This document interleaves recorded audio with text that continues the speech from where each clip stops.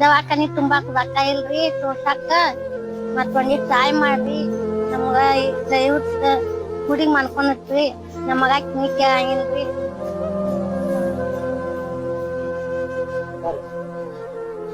ರಾವಳ ಸಮಾಜದ ವತಿಯಿಂದ ವಿನಂತಿ ಮಾಡ್ಕೊಳ್ಳೋದು ಏನಪ್ಪಾ ಅಂತ ಕೇಳಿದ್ರೆ, ಸುಮಿತ್ರಾ ನಾರಾಯಣ ರಾವಳ ಇವರ ಪರಿಸ್ಥಿತಿ ಬಹಳ ಗಂಭೀರವಾಗಿದೆ.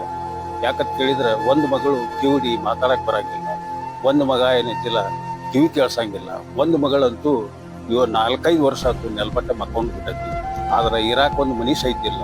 ಆದ್ರೆ ಬಾಡಿಗೆ ಮನೆಯೊಳಗೆ ಇರೋದ್ರಿಂದ ತಿಂಗಳ ಬಾಡಿಗೆ ಕಟ್ಟಕ್ ಆಗ್ಲಿಕ್ಕೆ ಬಾಡಿಗೆ ಅವ್ರ ಕಿರಿಕಿರಿ ಭಾಳ ಆಗೈತಿ.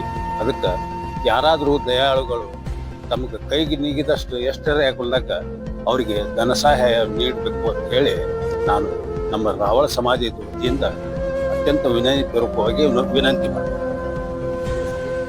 ಪ್ರಕಾಶ್ ರಾವಳ. 5-6 ವರ್ಷ ಆದ್ರಿ ನಮ್ಮವ ಎಲ್ಲ ವ್ಯವಸ್ಥೆ ಮಾಡ್ಕೊತ ಬರಾಕತ್ತಾರ.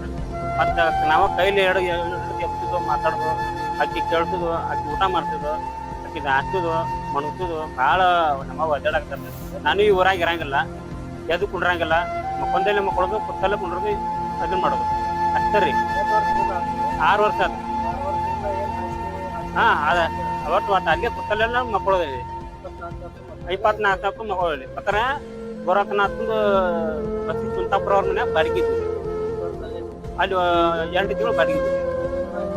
ಇವಾಗ ಇಲ್ಲಿ ಬಂದು 2 ತಿಂಗಳ ಇದ್ರ ಹಳೆ ನೀರಿನ ಟ್ಯಾಂಕಿ ದನಮಾಯ ಗುಡಿ ಹಿಂದ್ಗಡೆ ಚಿದಾನಂದ ಭಾರತಿ ಮಠ